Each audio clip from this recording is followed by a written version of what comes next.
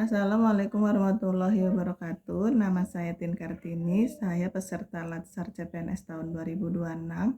Nomor siswa saya 2641480. Di sini saya akan mendeskripsikan pengalaman pembelajaran selama mengikuti pembelajaran asinkronus pada agenda 3 melalui EMOC. Saya memperoleh pengalaman belajar yang fleksibel dan mandiri. Proses pembelajaran dilakukan secara platform digital dengan mengakses materi berupa modul, video, pembelajaran, serta kuis evaluasi. Pembelajaran ini menurut saya lebih disiplin dalam mengatur waktu aktif, membaca materi, serta memahami konsep secara mandiri. Walaupun tidak dilakukan secara tatap muka langsung, namun materi yang disajikan cukup sistematis dan mudah dipahami.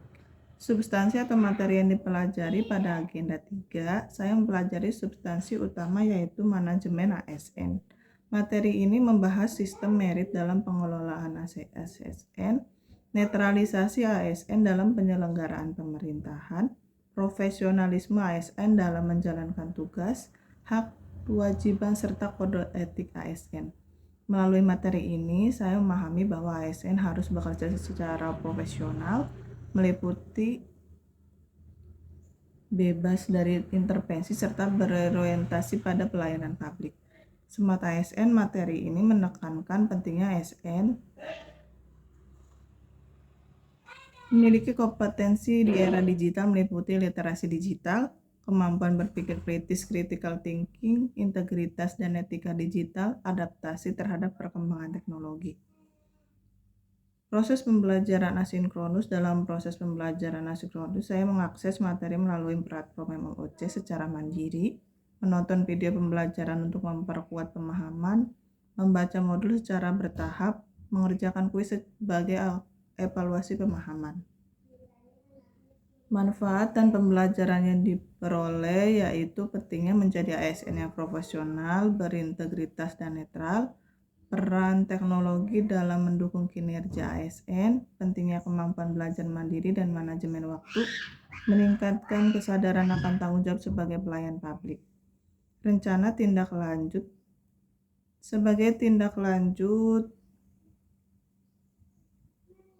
dari pembelajaran ini, saya berkomitmen untuk meningkatkan literasi digital dalam pekerjaan sehari-hari, mengimplementasikan nilai profesionalisme dalam pelayanan di IGD, menggunakan teknologi untuk mendukung dokumentasi dan pelayanan pasien, terus mengembangkan kompetensi diri sebagai ASN yang adaptif dan inovatif.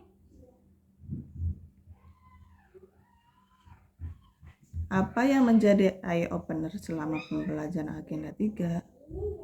Hal yang menjadi eye-opener bagi saya selama mengikuti pembelajaran agenda 3 adalah kesadaran bahwa peran ASN saat ini tidak hanya sebagai pelaksana tugas administratif, tetapi sebagai agen perubahan yang dituntut untuk profesional, adaptif, dan melek teknologi.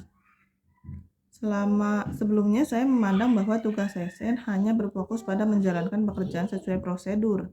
Namun setelah mempelajari materi manajemen ASN, saya menyadari pentingnya sistem merit, netralitas, serta profesionalisme dalam memberikan pelayanan publik yang adil dan berkualitas. Selain itu, pada materi Smart ASN, saya mendapatkan pemahaman bahwa kemampuan digital bukan lagi pilihan, tetapi kebutuhan utama. Sebagai perawat khususnya di IGD, hal ini membuka wawasan saya bahwa pelayanan kesehatan tidak hanya bergantung pada keterampilan klinis, tetapi juga pada kemampuan memanfaatkan teknologi, komunikasi efektif, serta pengambilan keputusan yang cepat dan benar dan tepat apalagi. Dari mata pelatihan agenda 3, apa yang ingin Anda terapkan ke unit tempat kerja Anda? Oh, tentu saya harus menerapkan di tempat kerja, apalagi saya bekerja di IGD. Saya terapkan di unit kerja khususnya di IGD itu menerapkan profesionalisme ASN dalam pelayanan. Saya ingin meningkatkan kualitas pelayanan dengan bekerja secara profesional sesuai standar operasional prosedur serta mengedepankan keselamatan pasien. Hal ini termasuk ketelitian dalam tindakan keperawatan dan dokumentasi yang akurat. Pemanfaatan teknologi. Saya akan mulai lebih optimal dalam memanfaatkan teknologi seperti dokumentasi keperawatan berbasis digital, penggunaan sistem informasi rumah sakit, komunikasi cepat antar tenaga kesehatan melalui media digital. Hal ini bertujuan untuk meningkatkan efisiensi dan kualitas pelayanan pasien.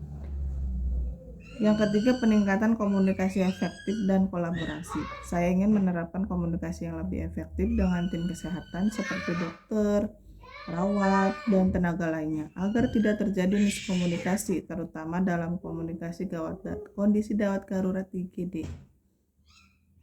Penerapan budaya keselamatan pasien sebagai tindak lanjut, saya akan lebih memperhatikan aspek keselamatan pasien seperti pencegahan risiko jatuh, identifikasi pasien yang tepat, monitoring kondisi pasien secara berkala. Pengembangan diri secara berkelanjutan, saya berkomitmen untuk terus belajar dan meningkatkan kompetensi baik dalam keterampilan klinis maupun kemampuan digital agar dapat menjadi ASN yang adaptif dan inovatif. Kesimpulan yang saya dapatkan dari pembelajaran ini yaitu dengan menerapkan nilai-nilai dari agenda 3, saya berharap dapat menjadi perawat yang tidak hanya kompeten secara klinis, tetapi juga profesional, adaptif terhadap teknologi, serta mampu memberikan pelayanan yang aman dan berkualitas di IGD. Demikian deskripsi pembelajaran agenda 3 dari saya. Mohon maaf bila banyak kata-kata yang salah. Terima kasih. Wassalamualaikum warahmatullahi wabarakatuh.